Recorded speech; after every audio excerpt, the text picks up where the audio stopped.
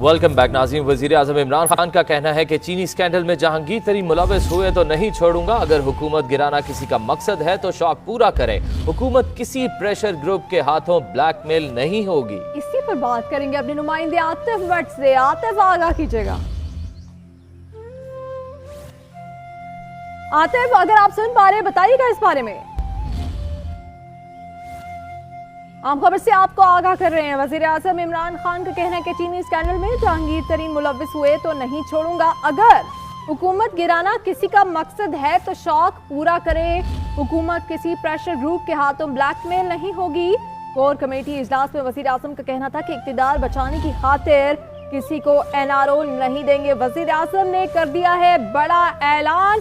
वाशगाफ अल्फाज में कह दिया है कि अगर जहांगीर तरीन मुलव्वस हुए तो नहीं छोड़ूंगा। साथ ही उन्होंने ये भी कहा कि अगर हुकूमत गिराना किसी का मकसद है तो शौक पूरा कर ले। इसी पर बात करेंगे हमारे नुमाइंदे आतिफ भट्ट के साथ। आतिफ भट्ट, बताइएगा मजीद क्या कहना था वज़ीर आज़म इमरान खान का? जी, वज़ीर आज़म की ज़ेर सदारत कोर कमेटी के इजलास हुआ है। उसमें वज़ीर आज़म की जानब से वाज़ेह किया गया है कि हुकूमत किसी प्रेशर ग्रुप के हाथों ब्लैकमेल जो है वो नहीं होगी। कानून की हुक्मरानी को यकीनी बनाएंगे। हमारी पूरी सियासी जदोजहद ही कानून की हुक्मरानी के लिए थी। हम इंसाफ पर यकीन रखते हैं।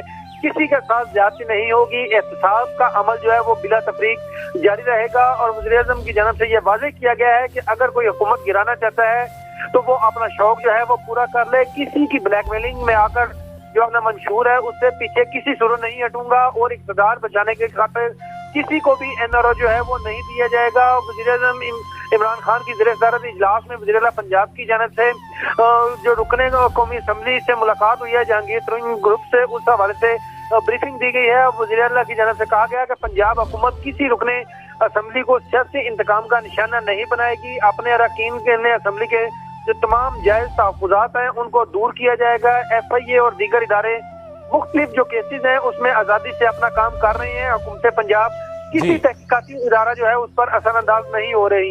इलेक्शन कमीशन का ट्वीट जो है वो भी ज़ेरे गौर आया और उस पर भी कोर कमेटी की जानब से मुतालबा किया गया है कि मुतनाज़ा ट्वीट के जो जिम्मेदार मुजरम है उनको नौकरी से निकाला जाए। बहुत शुक्रिया आतिफ भट्ट, आप हमें तफसीलन आगाह कर रहे थे।